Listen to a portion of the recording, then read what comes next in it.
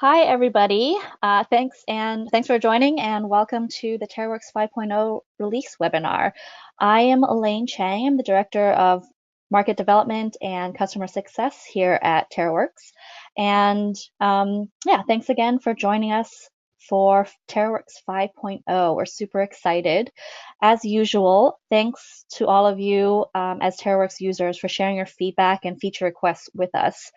As you may know, we do plan our roadmap based on the volume of requests that we hear for certain features. So it's super important that you continue to share your feedback with us so that we can be providing the products and features that are most important to you.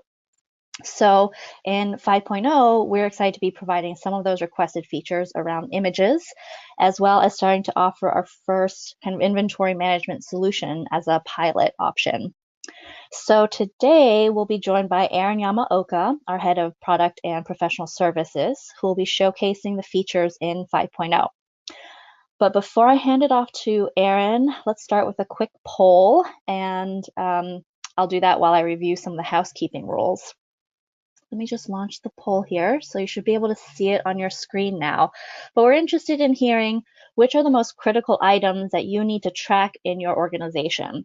So a couple of the options here: items for sale, so the items that you are selling to customers; items for distribution, so maybe it's items that you are distributing to beneficiary where there's no price tag; and then items used in field operations, so maybe like a hammer if you're doing construction work. So as you're doing your field operations, items and inventory that you're using, or none of the above.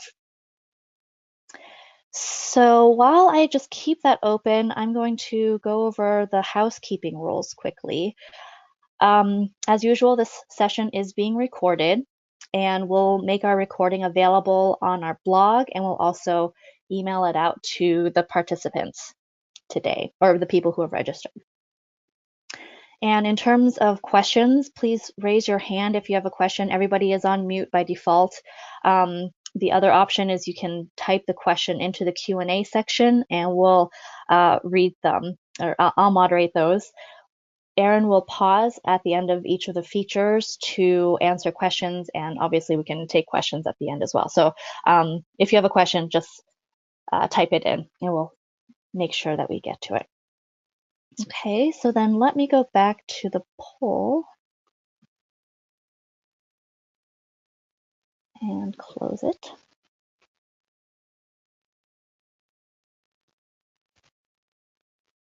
Okay, great. Just share these results. Pretty interesting. Okay, so then on this note, let me hand it over to Aaron. Aaron, you there? Great, thanks, Elaine. Just let me know when you've hidden the poll results, and then I'll go ahead and share my screen. So hi, everyone. Thanks for joining. This is Erin from TaroWorks, and we're excited to announce the release of TaroWorks 5.0, as well as this new TaroWorks add-on for inventory management. So today we're just going to be reviewing the new features for TaroWorks 5.0, and then we're going to have a webinar in the new year to showcase what's to come for what we're calling TaroWorks Enterprise, our new managed package extension. So for TaroWorks 5.0, we've done some enhancements on the images that you're capturing with the TaroWorks photo form question. The first is going to allow you to push those images back out to the device from Salesforce, and the second is going to create a photo file that's richer in information from the field. So our customers have been capturing photos with TaroWorks for years, photos of customers, of beneficiaries, of construction projects, documents, you name it. And many of those same customers have been requesting that these images be made available to the TaroWorks mobile users for lots of different use cases.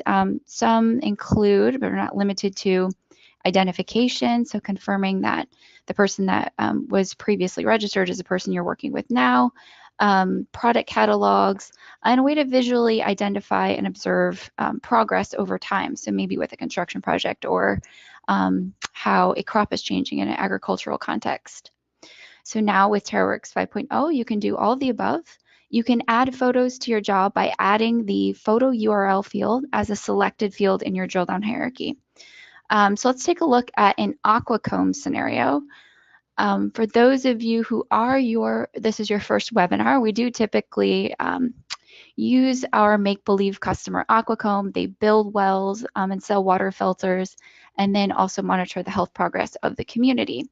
So I am a Aquacomb mobile user, and the first thing I want to do is register a new community member that's using our well. So I have a job to do that. And I am going to register them to well site 10. And we're just going to capture some demographic information. And this will also include an image. We'll just have a, so it also includes some health monitoring and the impact of the well.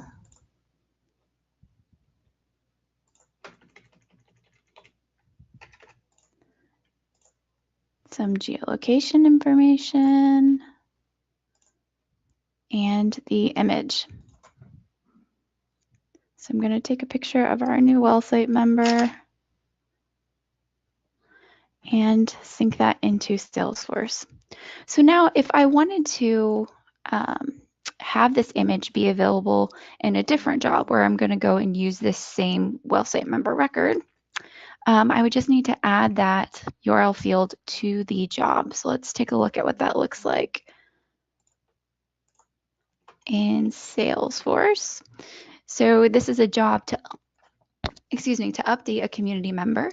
And at the drill down hierarchy, we have a lot of different information we're passing about the member, including the image. So this is that photo URL field.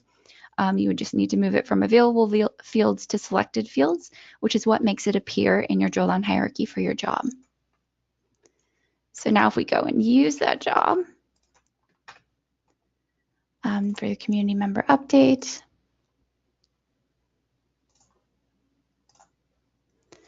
I'm going to go back to that well site. And for example, if I had two people with the same name, I might want to look at some more detailed information before selecting the record to ensure I'm working with the right person. And we can also see their image in a thumbnail. And if you wanted to blow that up, you can click on the thumbnail to have it full screen. So that is an example of using this for kind of an identification use case. Another use case is for a product catalog. So let's say now I want to sell a water filter to Abe. I start the job. And again, I could view him if we added the photo, if that was helpful here. But let's say I'm also a new Aquacomb employee, so I don't really know my products very well. Another use case is to also have images of your products in a product catalog that you're looking to distribute, use, sell, etc. Okay.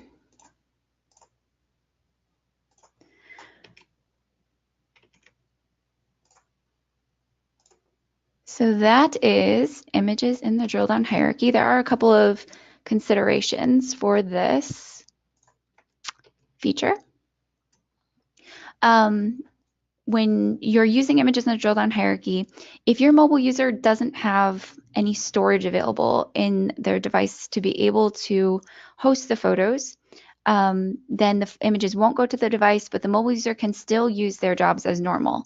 So if they are low on space, you would see an orange triangle instead of the thumbnail like you see here in the screenshot, but they can still use their TaroWorks jobs as normal. When you're capturing images, the size of that image file is dictated by the resolution that's set in your camera app, and you typically have a front camera and a back camera. So you can adjust those according to your needs. If you need high resolution images that you might be using for marketing purposes that you need your mobile users syncing into Salesforce, then you might want to keep a higher resolution. If you want to gather a high volume of images to be able to do identification for thousands of people, and for pushing back out to the TaroWorks mobile device, you may want to select a lower resolution, therefore creating a smaller file size. You also, in some devices, have the option, if I show you what it looks like on my device, to actually choose and change that resolution real time when you're taking the photo. So it might be a setting in your application, which would be your default camera app. It also could be when you're actually live taking the photo. So let me just skip over to the camera.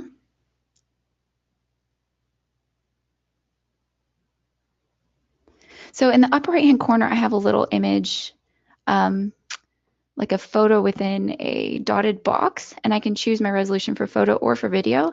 And you can see there's a really wide range of options. So I can go from the highest quality to the lowest quality.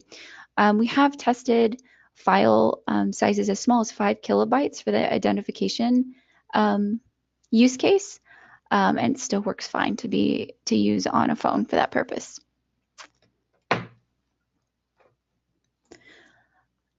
Okay, so are there any questions on this feature? One more thing to note about the file sizes for your images is that TaroWorks will, as it does today, compress any images that have a greater than 640 pixel width. So that's happening currently right now. That's to keep our image file sizes under 5 kilobytes.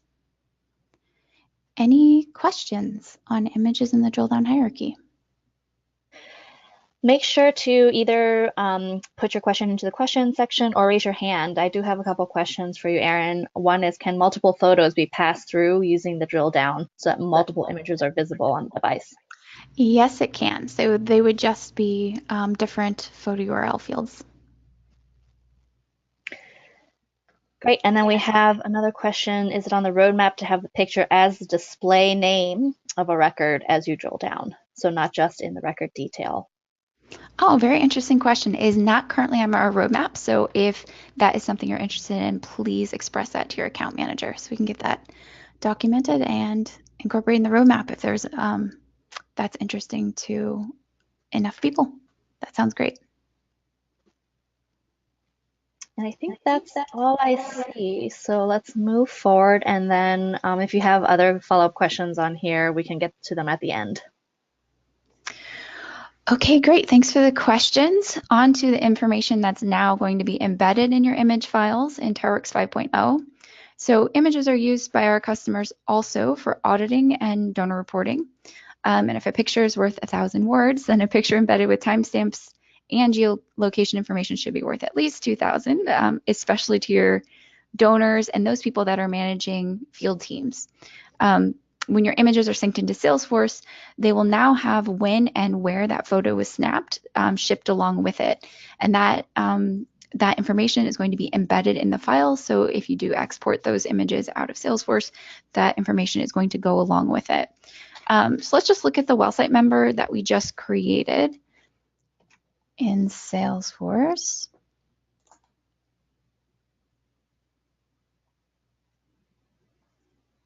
So we should have our new well site member. And then if we wanted to export this image out of Salesforce, you can also do this in mass by exporting attachments.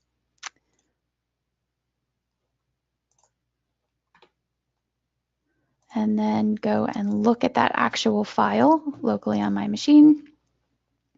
We can see the date that the picture was taken and the time, as well as the latitude and longitude.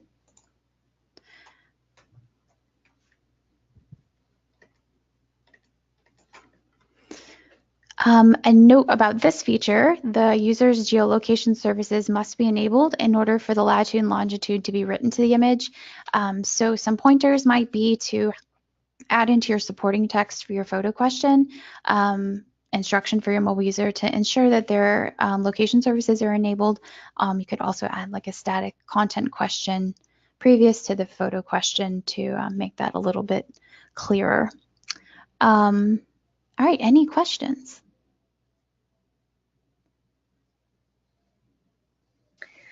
We do have a question about orientation. Mm-hmm. Actually, I don't think I understood. Oh, okay, got it. Thanks, Malik. We have a question from Malik of Give Directly. What about orientation? So landscape versus portrait. Can you specify? Oh, sorry, this is for the previous one. But can you specify what orientation the photo appears in? As far as changing it from the orientation that it's taken with the phone, so like I would take an image with the the phone vertically, but you want to indicate to TaroWorks to display it as a landscape. I guess by default now, um, the orientation is going to match the orientation of the phone.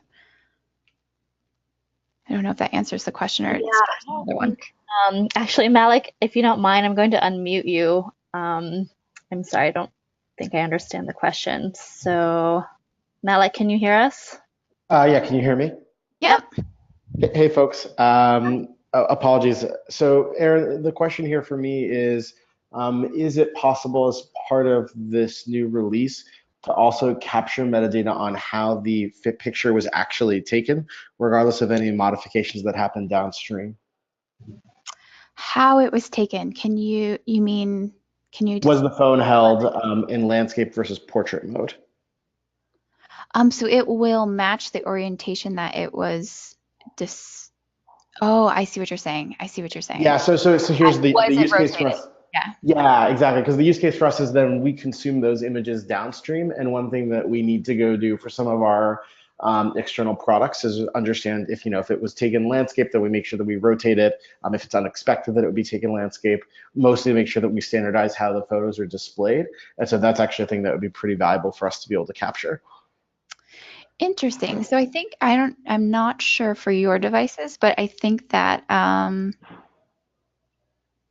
hmm, I don't think that that is available. Um, and you want your mobile users to be able to do either, right? Either orientation. You just want to know which orientation it was. Exactly, exactly. Got it. So like having the width and the height um, available to you would indicate whether or not you should be rotating for your purposes. Yes, that's right. I think we can infer from that. Although I may have had in my head that there was also a separate metadata tag for orientation that it could come through if you follow, I think, XF standards, but I could be mistaken. Let me confirm, and I will get back to you, and we'll include it in the Zendesk article on the feature, um, if that is available. If it's not, I will follow up with you and get more Great, information thank you. about what you're looking for. Yeah, great Thanks, question. Malik. Any other questions about this one? Thanks for that, Malik. All right, so if there aren't any other questions, as always, we'd like to do a quick public service announcement about upgrading. When you're going to install a new managed package version of TaroWorks into Salesforce, do not forget to scroll down and map the permissions for your shiny new features. If you skip over this step, then we have to manually make those changes in your profiles. Also, if you're planning to upgrade more than one version in the same go, don't forget you have to follow every upgrade step for every major version of TaroWorks. So that means if today I'm on 4.8 and I want to get to 5.0, first you have to follow all the upgrade steps for 4.9 and then all the upgrade steps for 5.0. So the upgrade documentation on our support site is organized by a version, and there are prerequisite steps before starting any new version that you must have completed the previous one. So just be sure to follow the instructions carefully. Finally, I'd like to reiterate a very important announcement we made in our 4.8 webinar about an addition to our hardware requirements. Before upgrading to TaroWorks 4.8 and above, please ensure that your devices are using at least 1 gigabyte of RAM. So this was a new requirement that was necessary in order to be able to push higher volumes of data to the device for your mobile user to reference and use offline. If you have any concerns or questions about that, just feel free to reach out to us. Any questions on upgrading?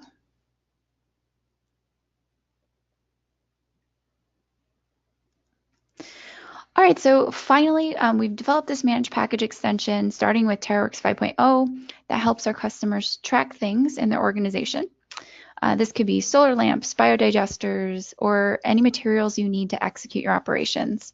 So in the first module, this is centered around inventory management, which allows you to track how much of which things you have where, using things like inventory adjustments, cycle accounts, transfer orders, etc. So we are going to be demonstrating this in the new year and the vision for the TaroWorks Enterprise extension. So if you're interested in a demo before then or piloting these features with us, please reach out to your account manager or hello@taroworks.org. So that is, it's a short presentation since we're doing another one probably in January. And that's all we have for today. Are there any other questions? I don't see any. Last call for questions. Last call. All right. Well, thank you everyone for joining, and keep a lookout for the announcement on the TaroWorks Enterprise webinar in the TaroWorks community. And have a great afternoon, evening, morning. Thanks, everybody. Thanks, Erin. Bye.